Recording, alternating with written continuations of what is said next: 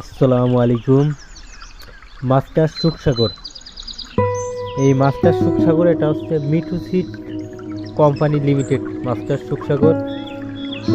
সুখসাগর যারা পেঁয়াজটা চাষ করবেন তাদের উদ্দেশ্যে আমি বলছি, মাস্টার সুখসাগর পেঁয়াজটা চাষ করলে আপনারা অবশ্যই লাভবান হবেন। সঠিক বীজ বপন করুন, অধিক ফসল ঘরে তুলুন। এটা হচ্ছে মাস্টার সুখসাগর।